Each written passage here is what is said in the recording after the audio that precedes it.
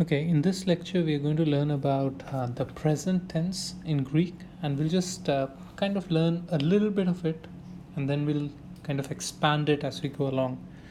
So, in the last lecture, where we talked about the grammatical person, what we said was depending on which person we are talking about, we can express the verb in different ways. So, for example, in the first person, we write I eat, and in the second person we write you eat, and for the third person you write he eats. Now in each of these cases, notice what's happening is that the meaning, the actual action of the verb is conveyed by this eat, and in large part it remains the same. Of course, on the third person it takes on an additional s, right? And who is doing the action is given by this another word, which is either I or you or he, depending on which person is there. Now, Greek follows a similar logic. So, every Greek word has what we call a stem, which gives you the actual action that is being performed.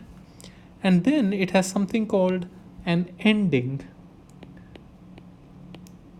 which tells you who is performing that action. So, what that means is just one word will give you both the action that's being performed and who is performing that action. And unlike in English, where you need two words to convey the two concepts, here we can do it with just one word. Okay, so let's take an example. So, for example, if you want to say I untie, so let me write it here. So I want to say I untie in Greek. The Greek for that would be lu, and then the ending will be o. So in one word we have conveyed I untie. So this lu tells you that the action being done is untie, and this O tells you that it is I who unties. Okay, so for every Greek verb you have a stem and an ending, and the ending tells us who is doing the action, and the stem tells us the meaning of the action, what action is actually being done. So let's go back to this picture that we drew when we were learning about grammatical persons and write the forms of the verb untie for different persons. So if we were talking about the first person, we want to say I untie. So you would write in Greek lu, which means untie, and for I we write o. So the word in Greek for I untie is luo. Similarly, if you want to say you untie, again you say lu, which means untie, and you is given by this ending is.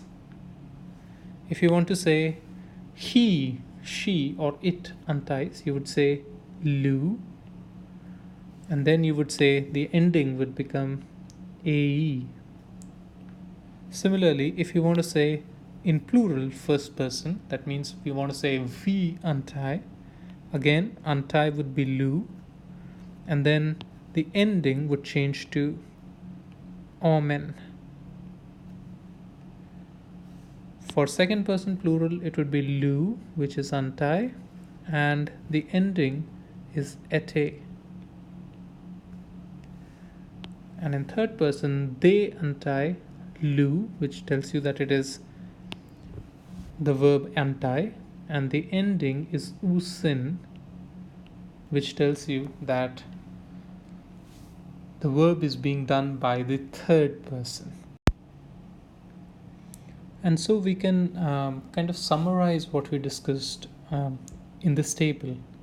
So each verb consists of a stem, which you would have to kind of memorize, and then if you add one of these endings here to the stem of the verb, you would get different persons. So you can have, for example, plural first person. If you want to say, you add a stem to the stem an ending called omen. So, for example, the verb for to see in Greek is blep. Okay, and if you add the stem omen to it, blep omen means we see, because it's first person plural, and so on and so forth. Just one more thing here. Wanted to point your attention to this usin. So in some cases, the ending for the third person plural could be just usi, and sometimes you add an eta here, or sometimes you don't use it.